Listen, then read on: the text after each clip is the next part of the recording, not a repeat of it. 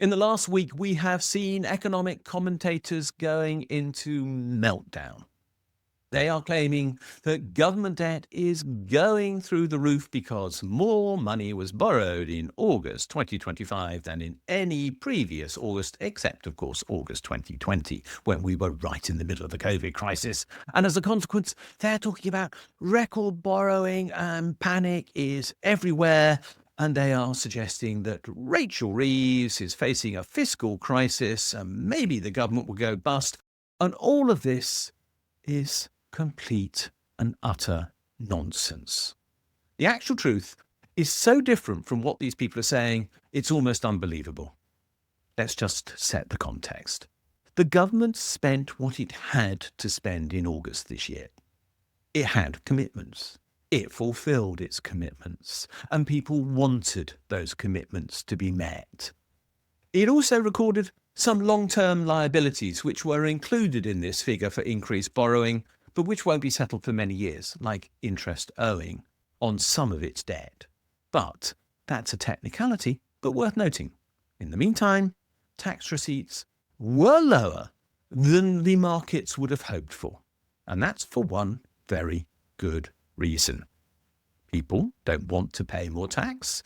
They yell and scream if they're asked to. The government isn't sure how to ask people to pay more tax, even though my Tax in Wealth report lays out in detail how they could very easily raise a lot more tax from the wealthy in this country without ever having to resort to wealth taxation. And the combination of high spending and low tax receipts means that commentators are claiming our government is close to collapse. But the truth is, people want the government to spend. In fact, they want the government to spend more. They want more to be spent on the NHS, on schools, on social care, and a great deal else. They want the migration backlog to be cleared. They want the climate crisis to be tackled. They want new housing to be built. They want an energy transition. They want better transport systems. The reality is that as far as people are concerned, the government is actually spending too little and not too much.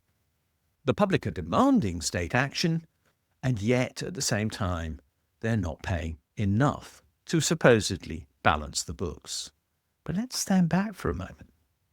The government is borrowing because it says it has to make that equation balance, although that factually is not true. It doesn't have to. It only borrows by convention. But the Bank of England is at the same time that the government might be borrowing well in excess of £100 billion this year, saying that markets are actually so hungry for government debt that they can sell back into those markets over the next 12 months at least £70 billion worth of bonds which it acquired during the 2008 financial crisis or the COVID crisis.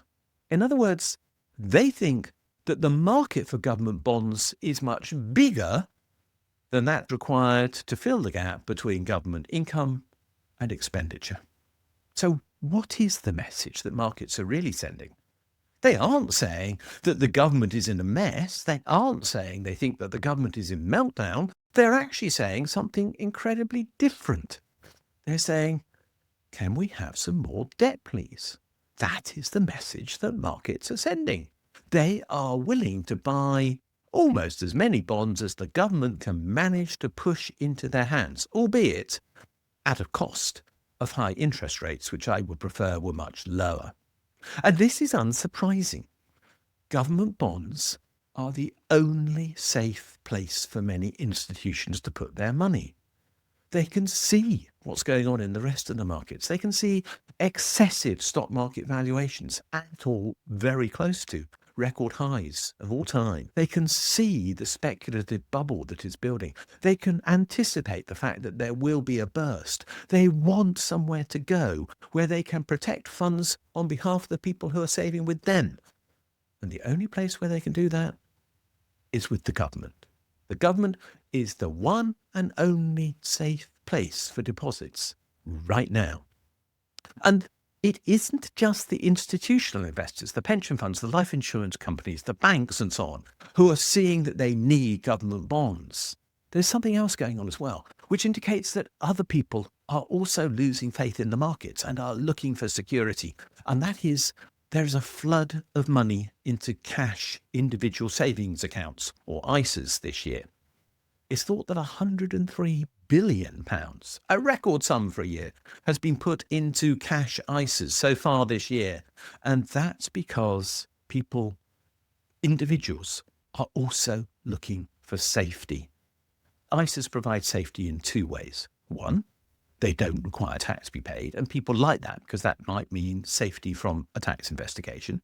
And secondly, it's providing safety because most people who have cash ISAs make sure that they have no more than £85,000 in any one savings institution, and therefore they are relying upon the government's guarantee that they will always have their savings returned to them if anything goes wrong.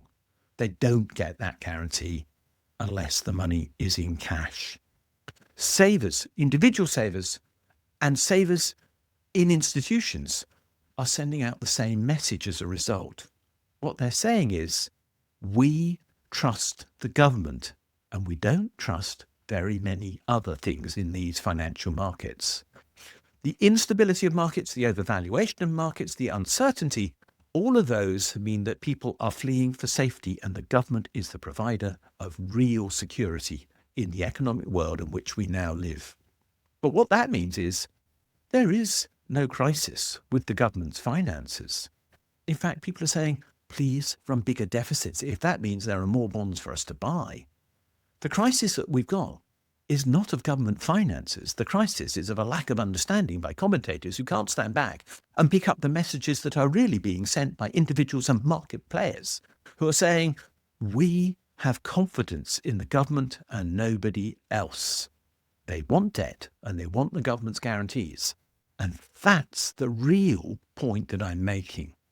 High government debt actually is equivalent to high public trust in the government.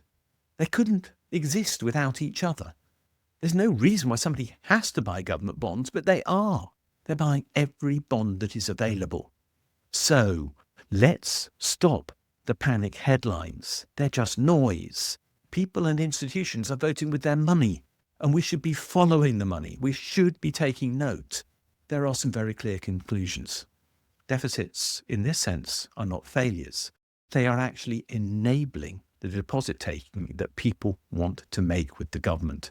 And that's because people understand implicitly, whether they can say it or not, that the government is the safest banker in the UK, the borrower of last resort, to use economic jargon. Because, of course, as far as a bank is concerned, a deposit is a loan that they take. They borrow other people's money when they take a deposit. High debt is therefore proof of trust and not of collapse. And therefore we need bigger deficits and not smaller ones, because otherwise we're not going to meet market demand for government bonds. But what that really means is that we should be talking about what government debt really is. It's just a safe deposit facility.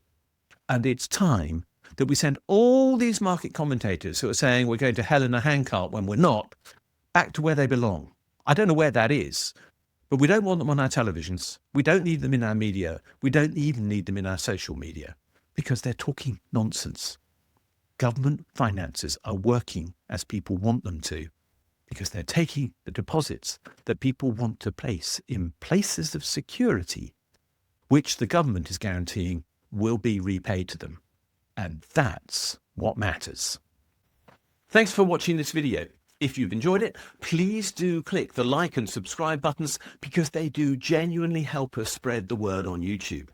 As importantly, could you have a look at the section below this video where it says more, and there you'll find a link to my blog. And if you follow that for the specific link to the blog entry related to this video, you'll find a transcript of this video and lots of other related material, plus a ChatGPT prompt that you could use to write a letter to your MP on the contents of this video, which will turn you into a campaigner, which will be a great thing to do.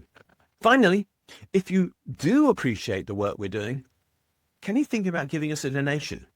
If you'd like to do so, there's a link below, or you can find one on my blog where there's a Ko-fi button saying, please buy me a coffee. Thanks a lot, and we'll see you again soon.